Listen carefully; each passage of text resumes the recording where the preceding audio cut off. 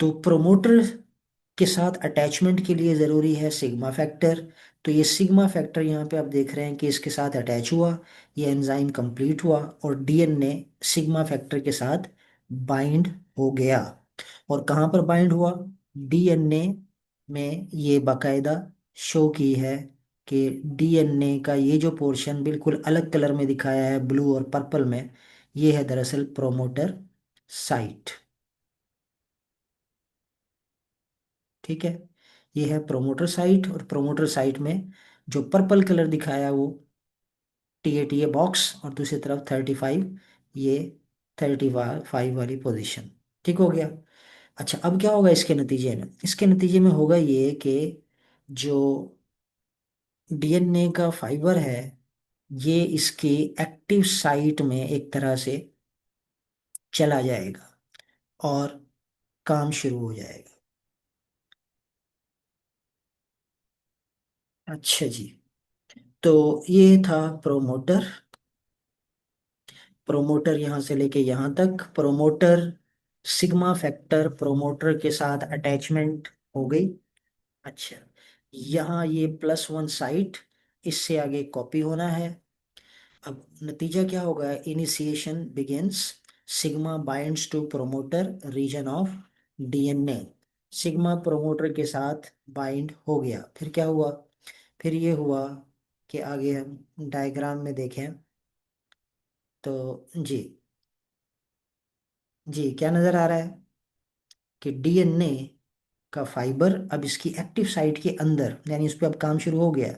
Attachment possible हो गई कि उस पर काम शुरू हो। और अगर गौर करें तो नज़र क्या आ रहा है कि इस तरफ दाएं तरफ हमारे सामने रेड कलर का डीएनए है जो कॉइल्ड है। ठीक है, दोनों स्ट्रैंड आपस में जुड़े हुए हैं।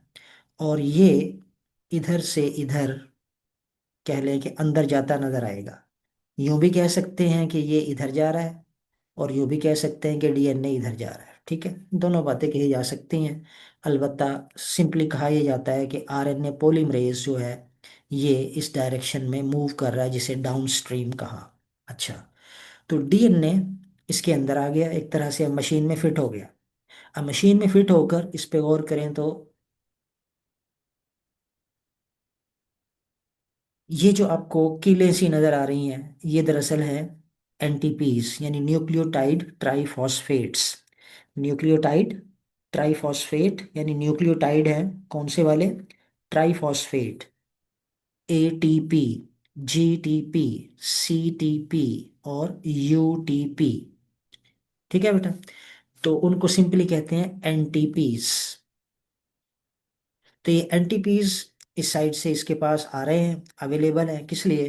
कि इन एनटीपीज को जोड़कर एक नया, ये कह लें कि आरएनए मॉलिक्यूल तैयार करना है, और तैयार करना है डीएनए के मुताबिक। तो डीएनए के दोनों स्ट्रैंड ओपन कर लिए गए।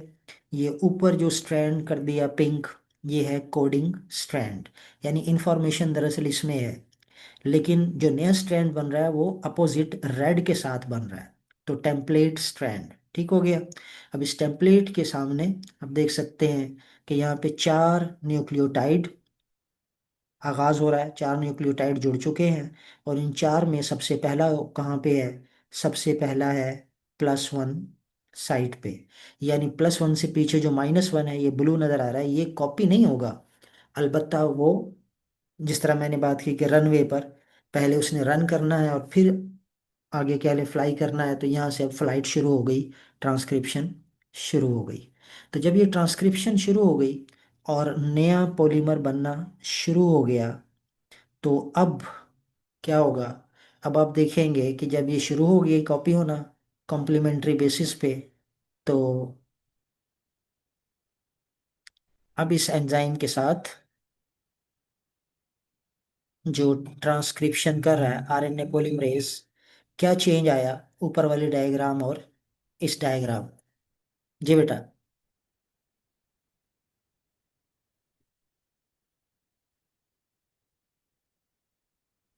ऊपर वाली डायग्राम और जिस डायग्राम को मैंने अभी जूम किया था, इन दोनों में क्या फर्क है? इसको देखें।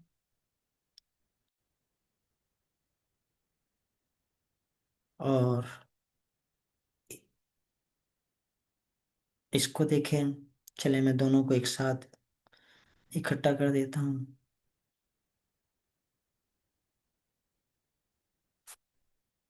जी, क्या फर्क है दोनों में?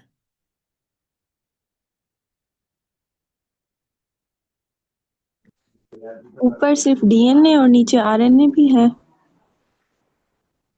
ऊपर, हाँ ठीक है, नीचे आरएनए की चेन लंबी हो गई है, ठीक है। नीचे आपको येलो कलर की लॉन्ग चेन नजर आ रही है। और क्या डिफरेंस है?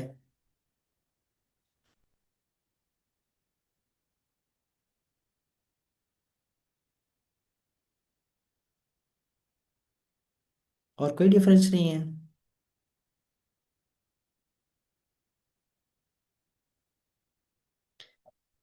हमने कल पढ़ा भी था, एक बहुत बड़ा डिफरेंस है बेटा यहाँ पे। और वो डिफरेंस ये है कि ऊपर ये जो एक फैक्टर है जिसे कहा गया सिग्मा फैक्टर, क्या नीचे मौजूद है? मुंह से। जी। तो सिग्मा फैक्टर इनिशिएशन शुरू करवाकर रुखसत हो गया, ठीक है। तो इनिशिएशन कंप्लीट, ये स्टेप 3, इनिशिएशन कंप्लीट हो गई, sigma is released from the promoter. Sigma release हो गया क्योंकि अब आगाज दे दिया ना उसने। उसने उसको कह लें कि फ्लाइट पे लगा दिया है, उड़ा दिया उसको। अब वो उड़ता जाएगा, वो अपना काम करता जाएगा, काम शुरू हो गया है, ठीक है। अब यहीं पर एक बात और नोट कर लें कि अब क्योंकि सिग्मा फैक्टर इसके साथ नहीं है, अगर किसी जगह पर ट्रांसक्रिप्शन रुक गई तो दोबारा शुरू हो सकती है कि नहीं?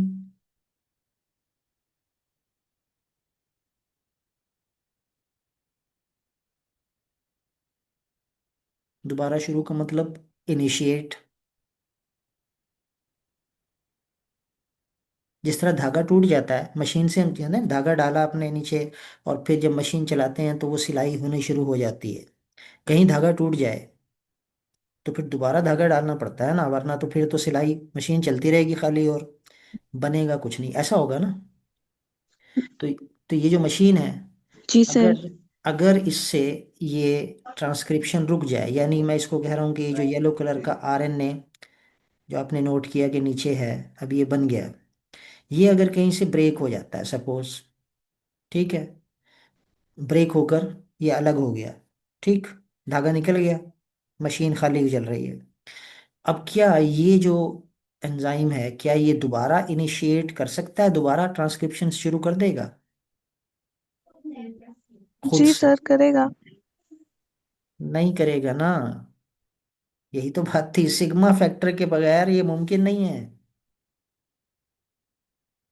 सिग्मा फैक्टर का रोल जरा समझें, एक शॉर्ट क्वेश्चन और वेरी इंपॉर्टेंट क्वेश्चन, कि what is the role of sigma factor, what is the significance, what is sigma factor. Sigma factor वो फैक्टर है जिसके बगैर आरएनए पॉलीमरेज ट्रांसक्रिप्शन शुरू नहीं कर सकता। और वो शुरू करवा के वो तो चला गया। अब जब चला गया तो अगर कहीं पे ये रुक गई तो दोबारा ये शुरू नहीं कर सकता जब तक के सिग्मा फैक्टर इसके साथ अटैच ना हो। जी, सिग्मा फैक्टर का रोल समझा है? जी सर। ठीक है। ऐसे ही है जैसे कि धागा आपने खुद नहीं डाला, किसी से डलवाया था, और उसने डाला, जैसे कहते हैं ना सुई में धागा, बात बड़ों को नजर नहीं आता, वो कहते हैं धागा डाल दो। अब वो धागा डाल के चला गया, लेकिन उसके बाद फिर धागा खत्म, टूट गया। अब जब तक कोई दोबारा डाल के नहीं देगा तब तक दोबारा काम चलेगा नहीं, ठीक है। तो बहरहाल इनिशिएशन यहाँ पे कंप्लीट हो गई, सिग्मा फैक्टर ने उसको कह लें कि अटैचमेंट दी, अटैचमेंट के बाद इनिशिएशन हुई, और इनिशिएशन जब हो गई तो सिग्मा फैक्टर इससे रिलीज होकर अलग हो गया। अब हो रही है इलांगेशन। तो इलांगेशन के अंदर अब हम इस डायग्राम को देखते हैं। जो बुक में डायग्राम है वो दरअसल इलांगेशन की है। ये ये मुख्तलिफ अंदाज हैं पेश करने के, बुक ने बड़ा सिंप्लीफाई करके उसको पेश कर दिया है। अगर उस चीज को भी साथ ऐड करें कि जनाब आर एन जो एंजाइम होता है उसमें एक्टिव साइट होती है, तो एक्टिव साइट कैसी होगी इमेजिन करें। तो यूं ये एक इमेजिनेशन आपके सामने है कि दिस इज एन एंजाइम, इसके अंदर ये एक्टिव साइट है। अब ये एक तरह से मशीन है डेफिनेटली, कि जिस तरह कहते हैं ना कि गन्ने की मशीन में एक तरफ से गन्ना अंदर जा रहा है, दूसरी तरफ से उसका थोक बाहर है, और तीसरी तरफ से जूस बाहर आ रहा है, या घर में जूसर मशीन से भी ऐसा होता है, समझ गए। तो अब एक तरफ से डीएनए अंदर दाखिल हो रहा है, ये इस साइड से दाखिल होकर फिर क्या हो रहा है, अनवाइंडिंग उसकी हो रही है, खुलता जा रहा है। उसका एक स्ट्रैंड अलग हो गया, दूसरा स्ट्रैंड अलग हुआ। जो उसके अंदर एंटीसेंस था उसके साथ नए न्यूक्लियोटाइड जोड़कर, ये नए न्यूक्लियोटाइड आरएनए के, इनको जोड़कर एक आरएनए की कॉपी तैयार हो रही है, जिसे हम मैसेंजर आरएनए भी कह सकते हैं, वो ट्रांसफर आरएनए भी हो सकता है, वो राइबोसोमल भी हो सकता है, कोई भी हो सकता है। इसलिए यहाँ पे भी देखें तो सिर्फ आरएनए मेंशन है इस चेन के साथ। तो ये कंटिन्यूएशन। अच्छा, यहाँ पे अब इलोंगेशन वो दरअसल पिछले तीसरे स्टेप में आ गई थी, सिग्मा फैक्टर चला गया, इलोंगेशन हो रही है। अब ये टर्मिनेशन यहाँ पे दरअसल शो की है, टर्मिनेशन। अब टर्मिनेशन में यहाँ देखें तो लिखा है हेयर पिन। अभी हम बुक में यही पढ़ रहे थे कि बुक ने क्या डिस्क्राइब किया है। बुक ने यहाँ पे एक जीसी हेयर पिन की बात की है, ठीक है, कि टर्मिनेशन होगी, लेकिन टर्मिनेशन कैसे होती है, एक ख़ास सीक्वेंस पे जाकर होती है। और जो कॉमन, मोस्ट कॉमन और सिंपलेस्ट सिग्नल है वो दरअसल जीसी रिपीट के हैं। जीसी रिपीट, यानी जीसी का सीक्वेंस आएगा, और फॉलोड बाय 4 और more you ribo nucleotide terminal terminal point पर। और ये टर्मिनल पॉइंट कहाँ पे होगा, अगर हम एक नज़र दोबारा जीन के स्ट्रक्चर पे डाल दें तो थोड़ी सी बात ताकि जहन में आ जाए। ये जीन है, जीन के अंदर क्या था, जीन में 3 पोर्शन हमने किए, प्रोमोटर, दरमियान में ये पार्ट जिसे आरएनए कोडिंग सीक्वेंस कह दिया, और आखिर में ये पिंक कलर का टर्मिनेटर। ठीक है बेटा। तो प्रोमोटर के साथ सिग्मा फैक्टर ने अटैचमेंट करवाई, और फिर इनिशिएशन देने के बाद जब 2 4 न्यूक्लियोटाइड +1 +2 कॉपी हो गए, सिग्मा फैक्टर चला गया, और उसके बाद फिर जो बाकी कोर एंजाइम था उसने इस आरएनए को कोड किया कि आरएनए कैसा होगा। जब ये आरएनए कंप्लीट हो गया, यानी जीन खत्म, तो अब ये जो टर्मिनेटर साइट है पिंक कलर की, इस टर्मिनेटर साइट में एक खास सीक्वेंस मौजूद है, जिसे यहाँ पे बयान किया जा रहा है कि G C repeat followed by U U U. ये G C repeat followed by U U U को अगर आप देखें तो, जी बेटा ये डायग्राम नजर आ रही है। जी सर। इसमें क्या है, इसके अंदर ऊपर आप देख रहे हैं कि सबसे ऊपर डीएनए है, टेम्पलेट डीएनए, ठीक है। और टेम्पलेट डीएनए के नीचे जो है ये आरएनए तैयार हुआ है उसके जरिए। इस आरएनए में जब ये टर्मिनल सीक्वेंस पे पहुंचता है तो इसमें एक खास सीक्वेंस कॉपी होता है टेम्पलेट से। वो सीक्वेंस जी सी रिपीट पर मुश्तमिल है। नीचे ये जो आपको एक दायरा, लूप, और उसके साथ ये नज़र आ रही है, इसे कहते हैं हेयर पिन। इस हेयर पिन में ज़रा गौर से देखें तो यहाँ पे ये आपको हैंड नज़र आ रहा होगा, सी, और इधर जी, इधर जी तो इधर सी, ठीक है, इधर सी तो इधर जी। तो इसे कहते हैं जीसी रिपीट, जीसी रिपीट। और इसके एंड एंड पर जो इधर है नजर आ रहा है राइट पे, you U U U you, समझ गए। तो वो जो नई बनने वाली चेन है इसको अगर सीधा करके देखें तो ये हमें यूं नजर आएगी ऊपर कि जीसी रिपीट है, और उसके बाद यू यू यू। ये जो रिपीट जीसी हैं, क्योंकि सी और जी आपस में कंप्लीमेंट्री होते हैं, तो ऑटोमेटिकली सी और जी एक दूसरे के साथ हाइड्रोजन बॉन्ड बना लेते हैं, और ये एक शक्ल बन जाती है जिसे कहते हैं जी सी हेयर पिन। हेयर पिन तो डेफिनेटली आप समझते होंगे, बालों में लगाने वाली पिन। जी बेटा, यहाँ तक बात फॉलो की है? जी सर। जीसी हेयर पिन। तो बुक इसको जो कह लें कि बयान कर रही है ये अल्फाज में, ये जीसी हेयर पिन, simplest stop signal is the series of GC base pair followed by a series of AT pairs. The RNA formed in this region forms a GC hairpin, figure 20.27। अब GC hairpin ये जो figure mention कर दी है 20.27, ये आगे है ही नहीं, इसके अंदर कुछ उसमें नहीं है, हेयरपिन शो ही नहीं की हुई कहीं भी। तो GC हेयरपिन बाहर।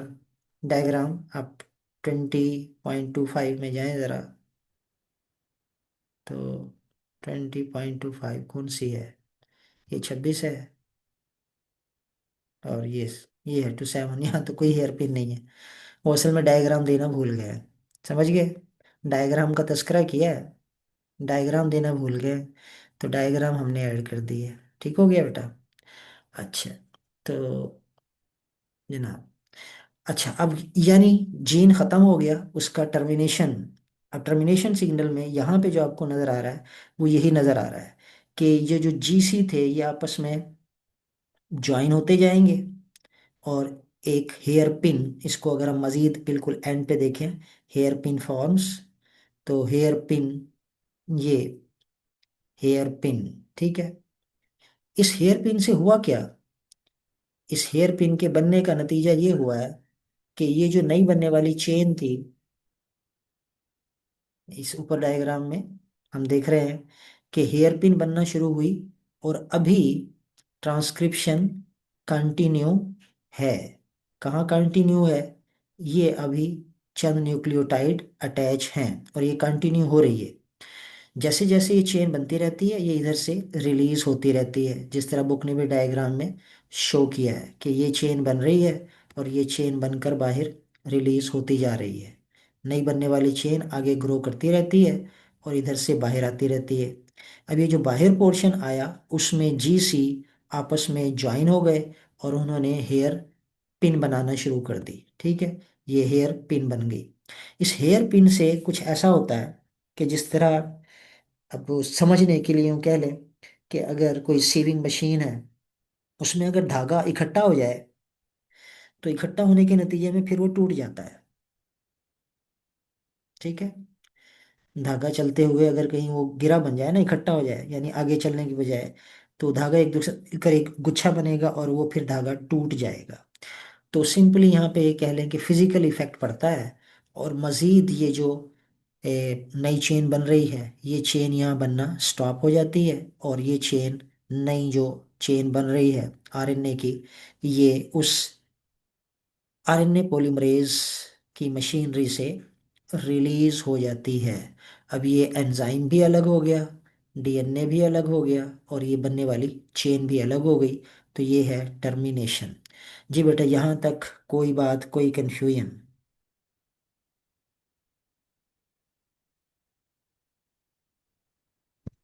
No sir. तो ये डायग्राम्स हैं, ये मैं जो जहाँ से आपको ये शो कर रहा हूँ, ये फाइल भी बल्कि पूरा चैप्टर आपको शेयर कर दूंगा ग्रुप के अंदर। आप खुद पढ़ना चाहें, डायग्राम को देखना चाहें, ठीक है, उसमें ट्रांसक्रिप्शन भी है, ट्रांसलेशन भी है जो हमने आगे पढ़नी है, तो वो भी काम आएंगी डायग्राम समझने के लिए। बहरहाल ये वीडियो भी शेयर आपसे हो जाएगी। अच्छा, ये तो हो गया ट्रांसक्रिप्शन कंप्लीट। अब ट्रांसक्रिप्शन के बाद आगे क्या होगा? ट्रांसक्रिप्शन के बाद थोड़े से चेंजेस हैं बुक के मुताबिक। हमारे पास हैं 2 मिनट 30 सेकंड। तो इस 2 मिनट 30 सेकंड में हम ये पैराग्राफ को एक नज़र डाल लें। इस पैराग्राफ में क्या बात हुई है कि दरअसल बैक्टीरिया की डिस्क्रिप्शन दी है कि बैक्टीरिया में जो नई बनने वाली मैसेंजर आरएनए की चेन है is directly released into the cytoplasm. ये क्योंकि साइटोप्लाज्म में रिलीज हो रही है, उसकी वजह क्या है कि बैक्टीरिया में न्यूक्लियस तो होता नहीं, सॉरी, न्यूक्लियस तो होता नहीं, तो डीएनए डायरेक्ट साइटोप्लाज्म में पड़ा होता है। तो डीएनए कॉपी होगा, आरएनए बनेगा, तो वो सीधा सीधा साइटोप्लाज्म में आएगा। तो when it is converted into polypeptide chain, sorry, when it is, तो साइटोप्लाज्म के अंदर इसकी कह लें कि फिर ट्रांसलेशन भी शुरू हो जाती है। और इवन ऐसा होता है कि बैक्टीरिया में अभी ट्रांसक्रिप्शन पूरी नहीं हुई होती। ये जरा बात समझ लें कि अभी ट्रांसक्रिप्शन इधर से कंटिन्यू है। अभी एक किनारे से आरएनए बन रहा है, दूसरे किनारे से ये जो 5 एंड है, यहाँ से राइबोसोम अटैच होकर उसको ट्रांसलेट करना भी शुरू कर देते हैं। तो in case of bacteria, transcription और ट्रांसलेशन एक साथ हो रही होती है। लेकिन यूकैरियोट के अंदर क्योंकि ट्रांसलेशन होती है साइटोप्लाज्म में और ट्रांसक्रिप्शन हो रही है न्यूक्लियस के अंदर, तो जब तक ट्रांसक्रिप्शन पूरी नहीं होगी, चेन रिलीज होकर साइटोप्लाज्म में नहीं आएगी, तब तक उसकी ट्रांसलेशन नहीं होती। तो ये दोनों में फर्क है। यूकैरियोट्स में however it has to travel long, eukaryote में इसको एक लंबा सफर करना पड़ेगा। From the inside to the nucleus to the ribosome outside in the cytoplasm, कि वो अंदर बना न्यूक्लियस में और फिर साइटोप्लाज्म में आएगा। Eukaryotic RNA is therefore modified in several ways. DNA से आरएनए की कॉपी बनने वाली, इन केस ऑफ यूकैरियोट, उसके अंदर मॉडिफिकेशन होती हैं, यानी उसमें तब्दीलियां आती हैं, बैक्टीरिया में नहीं आती। अब क्या तब्दीली आती हैं, ये आखिरी मिनट चल रहा है इसके अंदर, ये किसी भी वक्त कह लें कि सेशन एक्सपायर होगा, हम दोबारा शुरू करेंगे, तो उसमें इसकी बात करते हैं। कोई क्वेश्चन आपके जहन में है तो वो कर लें।